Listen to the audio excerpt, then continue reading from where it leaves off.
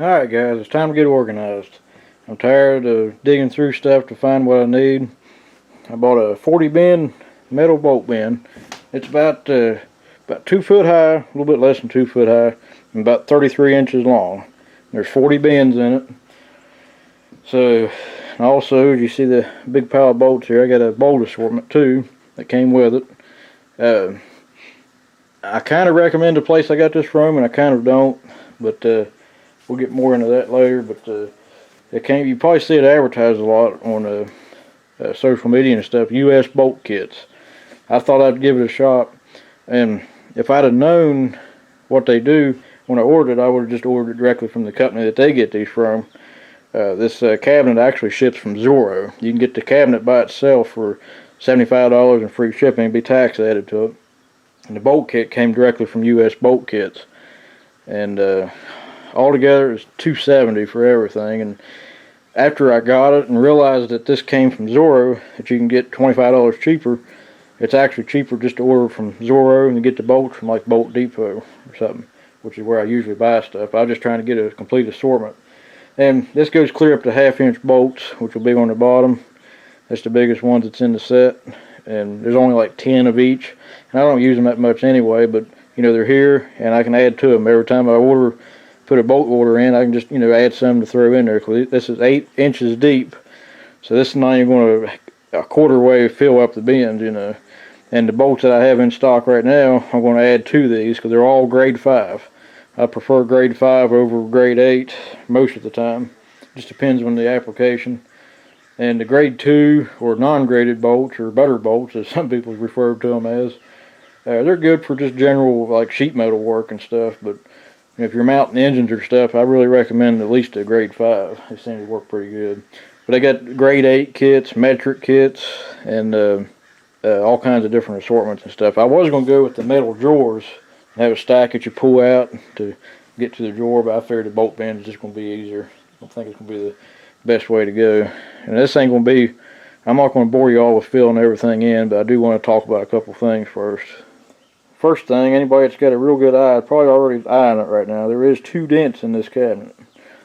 The first obvious one's right here, which I can probably straighten, and there's actually one right here too. It was like that as soon as I took it out of the box, and there was no damage to the box, so it happened in the wherever they make these at.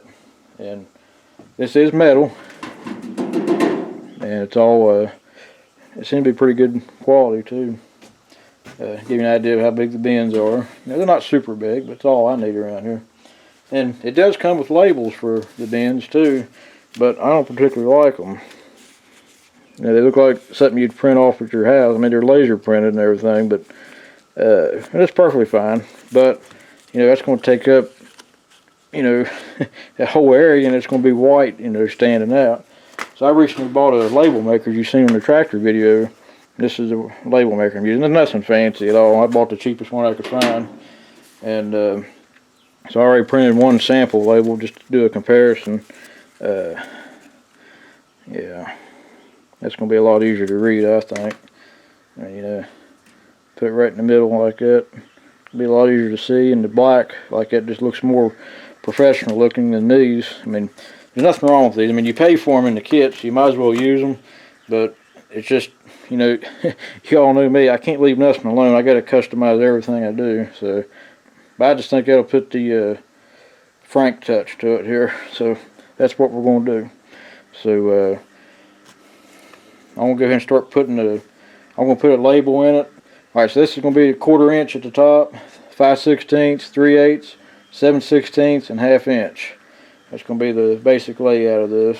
And there's 35 bags here. There's supposed to be a 40 bin kit, so apparently there's going to be some empty bins, which will actually work out pretty good for me. I did think about doubling up on a couple things on the 1/2 inch and stuff, but if that's all it is, then that'll work great like that. So let me get the 1/4 inch one printed out, and we'll start filling them up and look at it, and the rest of it I'll do off camera. And also got a couple other little things I'm organizing too I'm going to throw in on this video just to share a couple things with you. Alright, so I got all the 1/4 inch labels printed. These are going to go underneath here. I'm going to use that edge, that bend that's in there as a guide, so I get them all in the same spot. Alright, Got the 1/4 inch one labeled. I'm gonna go ahead and start filling these up, and I'm not gonna fill everything up because this is not where the bin's gonna go, but I want to at least get started on it, get an idea what it's gonna look like, and see how much space we're gonna have in these bins. These are 1/4 inch.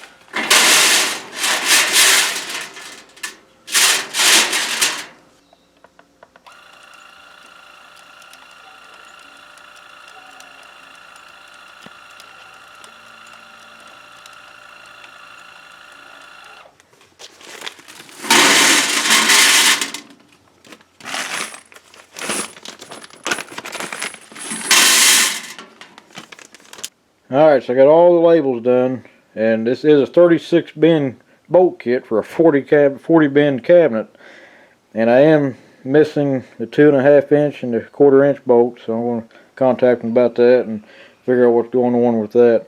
But the 4 empty bins here is actually going to work out pretty good because I got some other stuff I was hoping to be able to put in it, so that'll work out good for me. But I did pay for 40 bin bolt kit, so I'm going to find out what's going on with that. But anyway, we'll go ahead and get it in place. I got to move a bunch of stuff around, and we'll look at it set up here in a minute because I got a bunch of other stuff to show you too. Let me get you up to date before I move it. I got something to put in here. I just haven't done it yet. Down here, I put some grade 8 bolts I had. They were actually fine thread. Grade 8 7/16 20, 2.5 inch. And you got the nuts in the back. That way, all that's not take up too much space. If you ever need a real long bolt, it's got threads the whole way.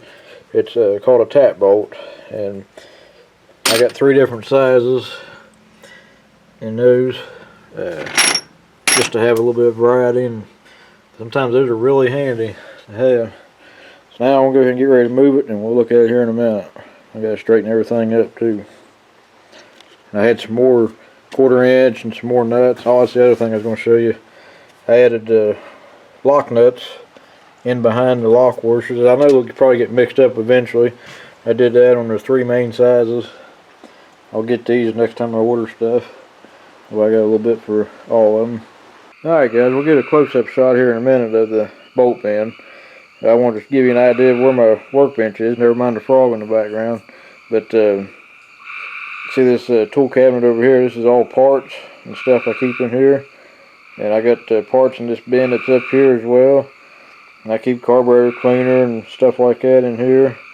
I do have a file cabinet over here. I keep motor oil and other parts and stuff in as well. My toolboxes are over here. And that's really all there is to it. A lot of y'all asked me for a shop tour, and that's about as much as it gets besides the work area here in the floor. But that's pretty much it on that. So let's look at the bolt bin. And there it is, fully loaded with everything I got.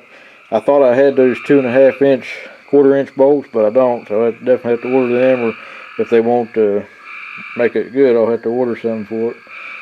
And I talked about the tap bolts here earlier and the miscellaneous stuff. I did add one thing up here to the top on the bin.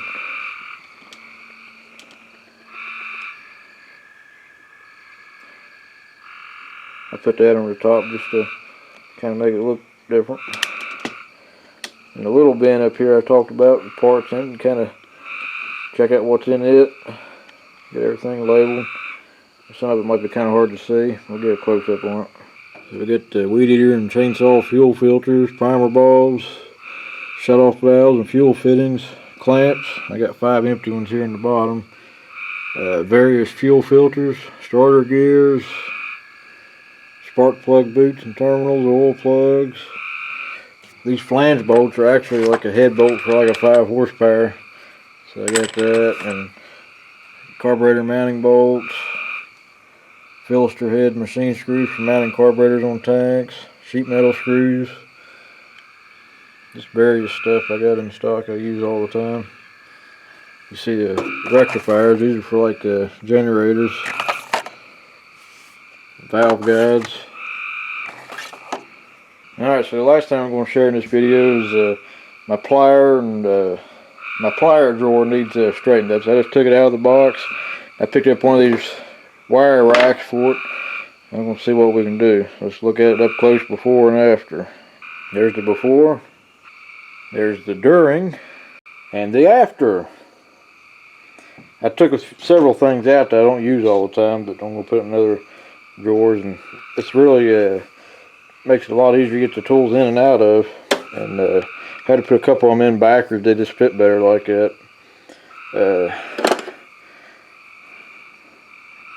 World's smallest pair of vice grips. I want to talk about a couple of tools I got in here. I use these all the time. They look like a toy, but they're actually really handy and they work really good. I think it's Husky brand what it is. Always keep a pair of scissors in there for cutting sandpaper and stuff. Channel locks are right here. Actual channel locks, and this needle nose. And these needle nose pliers are channel lock brand. Real vice grips. And I talked about this in another tool video I made a long time ago, and just various tools and stuff. And one pair of pliers in particular I'm going to talk about in another video. I bought the top of the line side cutters or diagonal cutters. I haven't even tried them out yet. That's going to be in a separate video along with some of this other tools in here. Alright, that's that part. Just wanted to add this from the video. I contacted the company, and about 2 or 3 days later, they showed up at the door. So it's a pretty good company to deal with. They made it good for me. So now I got to bend the feel on this. So I just wanted to add that on there. So while I was in a organizing mood, I decided to buy one of these cases from Harbor Freight for my cameras. This is my old one that I used to use all the time, the JVC recording 720 high definition. The camera I'm using now is a Canon. It would go right here. And if you ever see still pictures in my videos, it's from this camera right here. It's a Kodak 16 megapixel. That's what I use for just pictures, and like you see the slideshows and stuff in there. This is the little Akaso EK 7000 Pro action cam I picked up. It's in a waterproof case that you can take it out and use it as a regular camera. It does record audio and takes pretty good pictures too. It's not as good as the GoPro, but it is pretty good. I got extra batteries for my camera and just various accessories and the chargers and extra batteries. Also have a light over here that I haven't used on the video yet, and a bracket I made for it. But I just thought I'd share this, and I still got plenty of room for either another camera, or I thought about getting a microphone for this one to get the audio a little bit better. But I just thought I'd throw this in on my organizing video because I'm doing this about the same time. Alright guys, that's pretty much all I'm going to show right now. I just thought I'd share it all out with you, and get any comments or suggestions or questions or anything, feel free to leave a comment below and I'll get back to you as soon as I can. So thanks for watching guys. Catch you on the next one.